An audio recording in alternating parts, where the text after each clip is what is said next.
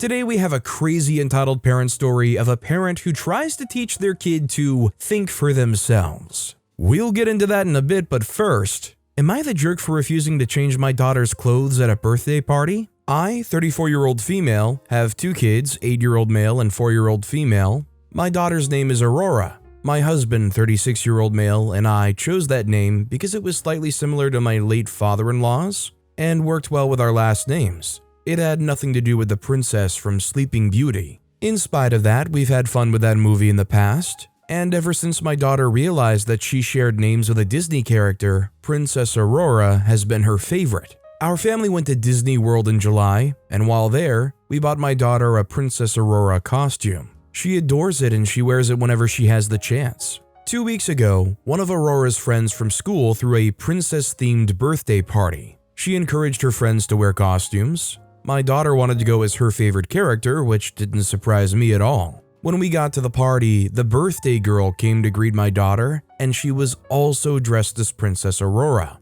I didn't know what her costume was going to be prior to the party. I got worried for a second, but the birthday girl was actually really excited. She said that they looked like twins. It was adorable. They ran off to play, and I forgot about the costumes for a while. About 30 minutes into the party, I was at a table with some of the other moms when the birthday girl's mother came up to me. She asked if I'd brought any spare clothes for Aurora. I said yes. I always bring an extra shirt and shorts for her. She then asked me to change my daughter into the spare clothes and out of her costume. The mother explained that she'd hired a photographer to walk around taking pictures of the kids, and was also planning on getting a group photo near the end of the party. She didn't want anyone wearing the same costume as her daughter in these pictures. She also thought her daughter might get jealous since my kid gets to share her name with their favorite princess. Now, if the birthday girl was the one who had a problem, I might have considered changing Aurora into her spare clothes.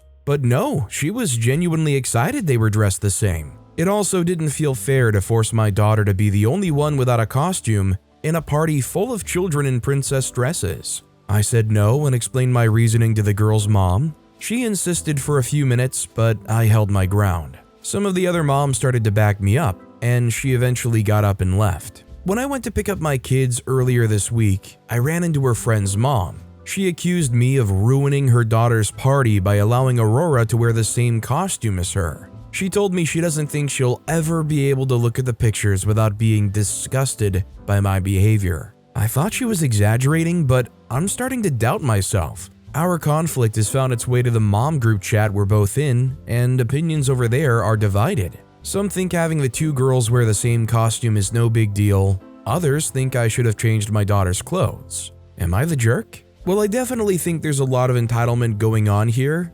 Ultimately, I would say what's most important at this kid's birthday party is what the kid wants, and the kid was having seemingly a blast having that shared costume experience. So clearly this wasn't being done for the kid, right? It was all for the mother. Also, hi, I'm Steven, and if you guys enjoy these stories of entitled parents, why not hit those like and subscribe buttons down below? That said, our next story is another mom tried to make me change my daughter's clothes at a birthday party. Update. Hey everyone, thank you for assuring me that I did the right thing. This might get a little long. Since my post on Thursday, 2 days after the mom group started debating, 3 things happened. 1. On Friday, my husband went to pick up the kids. The parent of one of my son's friends, who have a younger son in my daughter's class, asked if he knew about the costume fiasco, or as my friends are calling it, Aurora Gate. I had told him everything. He said the birthday girl's mother was being ridiculous as I had no idea what her daughter's costume would be. The mom he was talking to asked, "Wait, she didn't know?" She called me and I told her my side. Turns out BG's mom told people that I'd been informed about the costume, and to avoid dressing Aurora the same, weeks prior to the party. The story was warped before it even got to the group chat. My side of the story made it to the group chat. After some pressure, birthday girl's mom eventually confessed she'd lied about me. Most of the other moms had apologized to me by Sunday. 2, also apologizing to us on Sunday were birthday girl's father and maternal grandmother. She's visiting them for a few weeks. Apparently, birthday girl's mom had been complaining about the party almost daily. Since they got the photos back, birthday girl's mom has been insisting that there isn't a single good picture of her daughter without another girl wearing the same costume. Aurora and birthday girl were playing together most of the party. She was especially upset about the group photo, which shows birthday girl in the center and my daughter to her right. There are two girls between them, but she still thinks they're too close to each other. Birthday girl's dad has been listening to those complaints since the party. He told us that unless his daughter was in the room, he couldn't look at the pictures without his wife making a comment about me, my daughter, or how we ruined birthday girl's birthday. It came to a head on Saturday. While talking with the grandmother after birthday girl went to bed, the mother said she no longer wanted to make a photo album of the party. They'd gotten a photographer for both album and social media purposes. Both birthday girl's dad and her grandmother wanted the album. The three had a fight that lasted about 15 minutes before the grandmother told birthday girl's mom to stop obsessing over her daughter's friend. She said all that matters is that birthday girl had fun, and all of the photos reflect that. They told us all that when they called to apologize. They wanted birthday girl's mom to apologize too. She hasn't. 3. Aurora came home from school yesterday wearing a headband with her name and a rose embroidered on it. Birthday girl had her grandmother make it for her.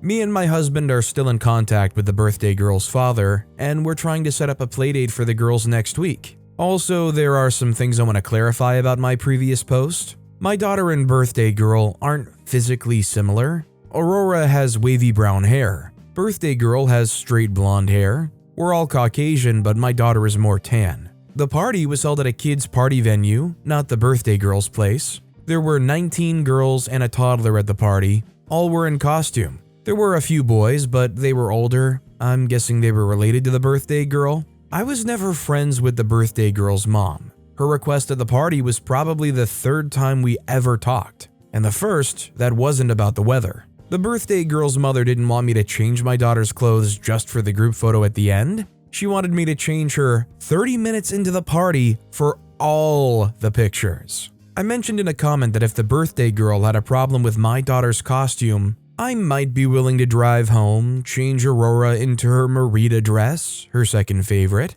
and then return to the party. But I want to stress I'd only do that if the birthday girl was upset when we got to the party, not if her mother was annoyed half an hour later. By then, my daughter was already playing with birthday girl and her friends. To those who said I could change Aurora at the party and/or use this as a teaching moment, I'm going to assume you've never met a 4-year-old. My daughter is kind-hearted and would definitely do it to make her friend happy, but she'd still view this as a punishment. It's also cruel to take a child away from a party and tell them they can no longer play princess with their friends. I refuse to alienate or upset my daughter when she's done nothing wrong. I absolutely don't regret my decision. And that's it. Once again, thank you all. I wholeheartedly agree with OP's decision here. If the birthday girl is honestly seemingly enthused about the whole thing and they're having fun playing with this girl, what does it hurt? Honestly, they should embrace it as like this cute, fun moment. If anything, them clicking and having a better time because they're both wearing this costume,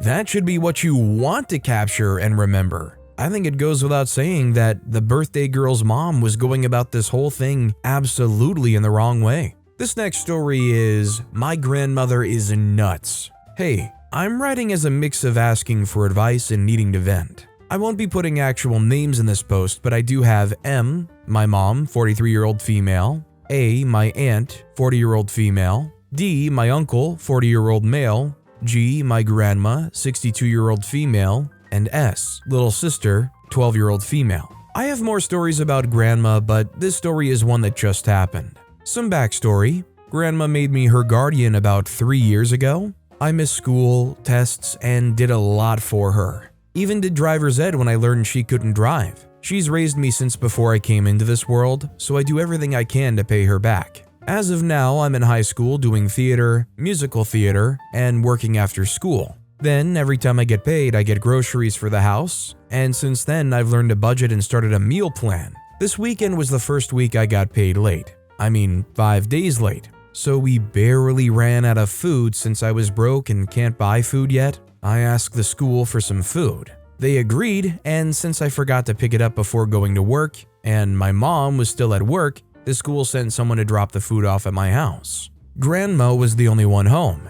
I have no idea what she said to the guy, but he started to question on if we had food. So she brought him inside the house and to the kitchen, and proceeds to show him our fridge and pantry. According to what I was told, Grandma told the man that we hadn't had food for weeks, and that me and my mom are hiding our money and overall neglecting her when we don't. I get food for at least 2 weeks, and if I can, I get takeout for us to eat for dinner. There have been times we run out of food sooner because Grandma makes more food than she can eat, throws out the leftovers that are a night old, and throws out food she claimed was bad when they weren't. When my mom got home, Grandma told her what she did, so my mom told my aunt what Grandma just did, and my aunt went to my house and questioned Grandma why she did that. And accordingly, Grandma started to change her stories of how she got the guy into our house and to see the kitchen. I have no idea how long this conversation was or anything since I was at school, but close to the end of it, Grandma then started to say she'll move out and get out of me and my mom's way. Once it was over, my aunt went back to her house with my little sister so that Grandma doesn't put little sister into a lie that could make things worse for her or something else. I didn't get told any of what happened until my uncle and my little sister picked me up today from my after-school theater rehearsal. So I decided to stay with my aunt and uncle for tonight so I don't have to deal with whatever Grandma's doing at my house right now. Thank you for reading, and if you have advice for me, I would really appreciate it. Honestly, I'm not sure why she's acting like that. 62 is on the younger side of things, but I would say it would be good to get her checked out for any health issues if they are there. As long as you can rule that out, then you have a greater platform to begin questioning what motives do they have for acting like this. This next story is, my parents gaslight me and put me down constantly. Is this normal? Any advice, please? Hi, my parents constantly put me down, say rude things to me, and gaslight me. My mom even gaslit me when I tried to confront her about this exact thing. I called her a helicopter parent. She fits the exact definition of making decisions that are usually mine to make, particularly regarding schoolwork, and that she gaslights me. But she just retaliated by saying that I read too much Reddit and am making things up. A prime example. She does this all the time. She also tells me I talk disgusting and says that I do it so often I don't even know I'm doing it, which honestly makes no sense. I have to have 2 days a week where I can't use any of my technology, even though I'm 15 and don't actually game that much. A problem with this is that she doesn't even let me use my laptop to do homework on these days. For some reason, these days can't be flexible, showing further issues. One of the ways they put me down is saying I take no pride in anything anymore. This means that I don't care about anything other than gaming as far as they can see. Some of the exact words that have been used are, "You do anything to get your fix. It's your little drug," said with venom, and that it's all I care about. These things are 100% not true. I care about loads of things and take great pride in the work I do. They saw an artist research my friend did and immediately started comparing me to her, how hers is actually good and the only difference is passion. I got a grade of 8 on the artist research, high A or low A star, and it's rushed garbage and they wouldn't have graded me that high. I spent 4 hours on a piece of art, a Kath Riley eye, that my art teacher loved. However, to them, it's only an hour's work and still is not good enough. Another way they put me down is on a human level. Some of the delightful things my mother has called me is a vile human being, the most disgusting person she's ever spoken to, a piece of crap, and a freaking idiot, drug addict, brat, rude, spiteful, mean little person, and bully, amongst others. You get the idea. I was fully calm while she screamed in my face, and she even acknowledged my calmness, saying I was just doing it to make her seem worse.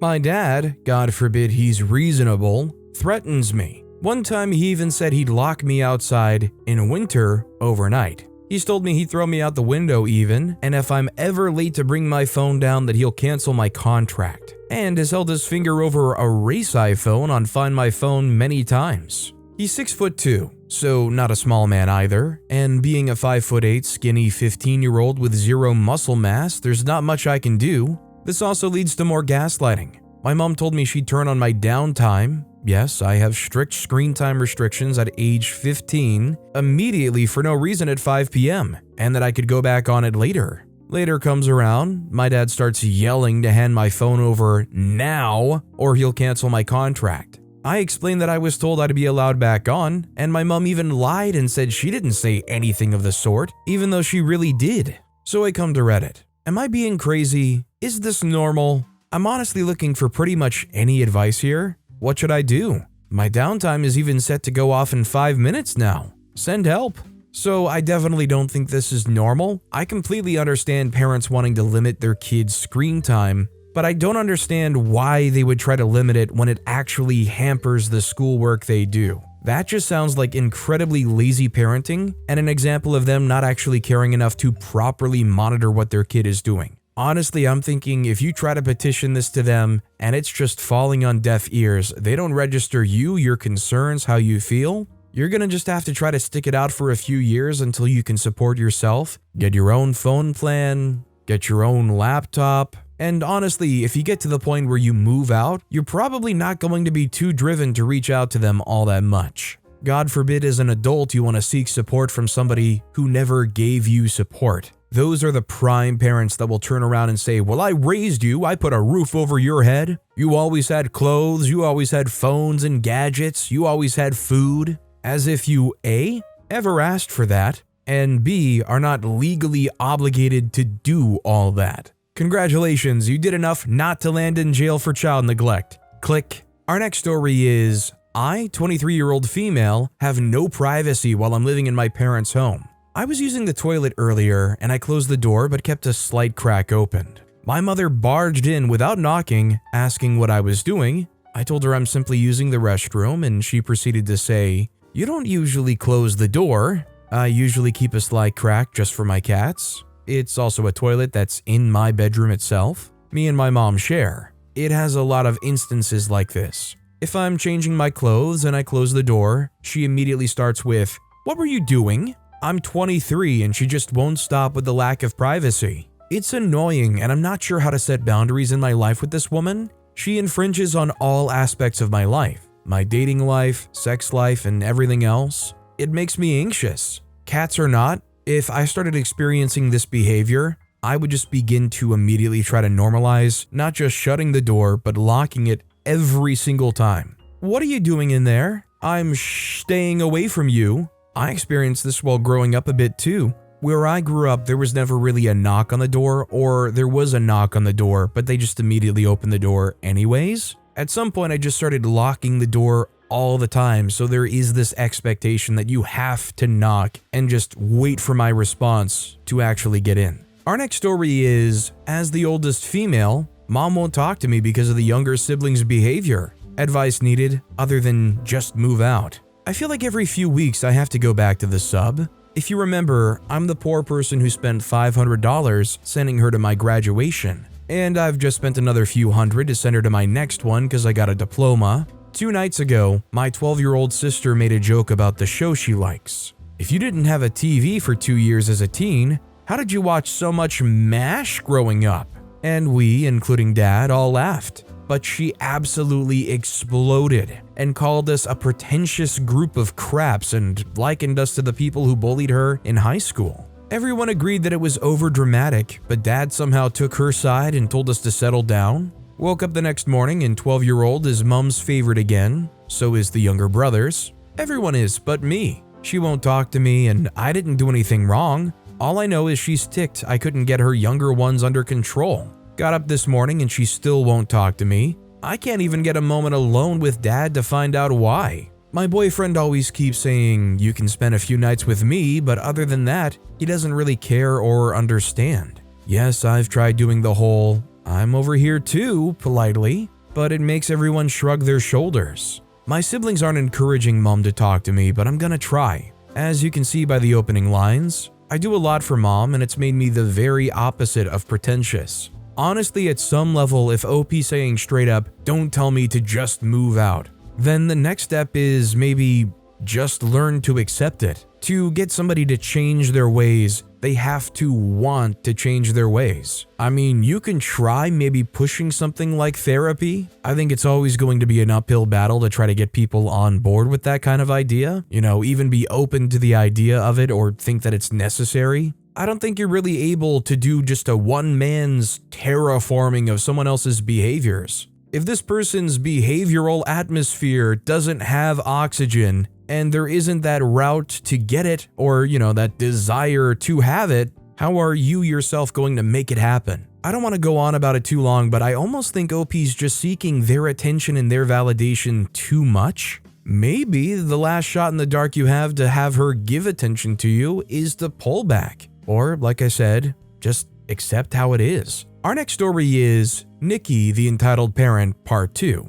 Hello again, Reddit. A quick recap in case you didn't read Part 1. I'm pretty sure my mom is bipolar, and she hates the name Nicky. She split with my dad along with my brother when I was little. When I was 12, she asked what she should do about my stepdad, and they separated. Never did draw up the divorce papers. Something I didn't mention last time, but my dad has lost visitation rights by now. Between Nicky calling CPS every other week and a few dumb decisions on my part, she had enough to take him back to court. She convinced me to tell them that I didn't want to see my dad anymore, which obviously still makes me feel guilty. When we moved out of my stepdad's house, I started to visit there instead. He was my favorite person. I would sit and ask questions as he reloaded ammo, we'd go to the range, watch our favorite shows together, etc. When I started smoking, he found out. I was rolling my own with old tobacco, and he got me a pack so I didn't burn the house down. You might have mixed feelings about that, but you'll get to hear about Nicky finding out next time. Between going there and my extracurricular activities,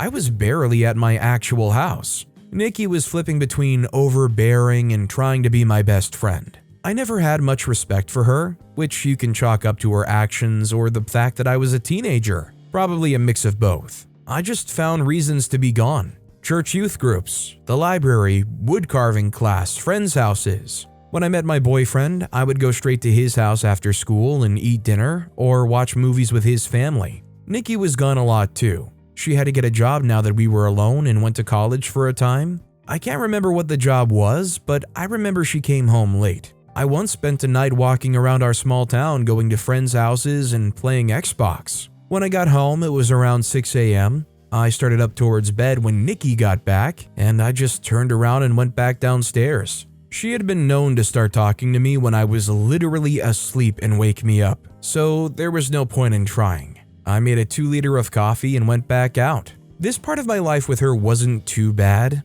Nicky picked stupid things to fight me about, like that time I called the cops when she took $20 I made because I wouldn't do the dishes. Never mind the fact that I made that money selling hydros to my brother. He'd moved into the duplex next to us at one point, and that became my hangout place. Most of the time though, Nicky was trying to be the cool mom. She was very anti-establishment and would back me up anytime I had issues at school. There was also the point where she became Wiccan and went off the deep end about mercury and vaccines, baby stem cells in our food and chemtrails, how the government was brainwashing the youth into being mindless zombies and how I needed to think for myself. Most of it was just cringe. One night when Nicky got smashed, I suggested she join me walking around town at night. She proceeded to invite my boyfriend by going to his house and throwing rocks at his window. He didn't come down, but we continued to the park. She was so loud and fell down every time I let go of her hand. My now husband and I still joke about it since he missed out. Before freshman year, we moved to a bigger college town. I still visited my stepdad and I found an MMA gym to hang out at after school. They didn't start class until 6 p.m., so I hung out with the computer club until then. By sheer luck, my boyfriend's family also moved there, so I was still barely home. Nicky started having issues with me being gone all the time, which was fair, to be honest. She didn't care before that point, so I chalked it up to her finding more reasons to start fights. It didn't stop me from telling her that I was going to school on holiday weekends or just skipping entirely. Once, I walked across town because I forgot there were no buses running. It was one of the fireworks holidays. I called my boyfriend and it turned out his family was going to a lake out of town to go boat or jet ski. They came and picked me up so I could come. Towards the end of the trip, I started getting super paranoid that Nicky would be getting off work and expect me home from school. I wish I just stayed and enjoyed it because she didn't really care when I got home and told her. She was never consistent with me. I eventually learned how to use that to my advantage. Really, I was not a good kid. What do you expect from a 15-year-old with no respect for their parent and barely any supervision? Nicky told my school that I wasn't allowed to date black people, so I laughed at her for asking me for life advice as my black friend hid under the laundry in my room. I was downright spiteful. Enough time had passed that I saw her custody battle with Dad for what it was. I still believed that my stepdad was better without her, but it was clear that he was devastated. She had taught me to think for myself, all right. I thought she was the trashiest person I'd ever met. One New Year's, she had gone out, and so I had some friends over to drink and smoke. When she got home, she had a guy with her. She proceeded to go into my room and lay in bed, absolutely smashed. I tried to get her up and out, but she wouldn't budge. She just kept telling me that she needed to lay down for a minute. I left, but the dude she brought with her went in and closed the door. I'm not even going to comment on the shady consent related to that statement. My boyfriend and I got her back for sleeping with someone in my bed, though. If you thought any of this was hilariously insane, just wait until the next one. It gets so much better, or worse depending on your perspective. Seriously, take all of this craziness and multiply it by 10. I know I didn't go into much about Nicky herself because I really wasn't around her much.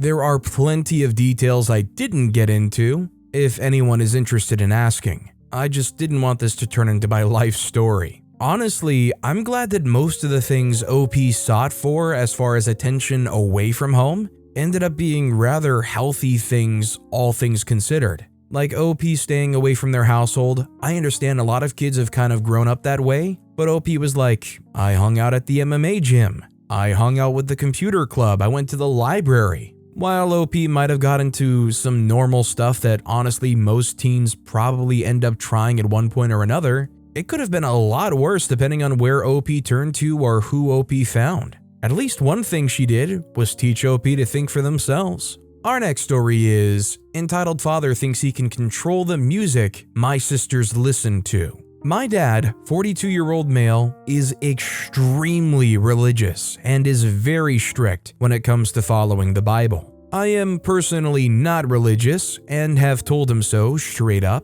but he's a Christian who believes it is his God-given duty to teach his children about the Word of God so they can inherit his kingdom, etc., etc. He follows the Bible to a T and expects his children to honor it as well. This includes monitoring what my sisters wear so they can be modest Christian women, controlling their relationships so they don't try to have premarital sex, and now it's gone as far as what music they listen to. All our lives, we were only allowed to listen to gospel growing up.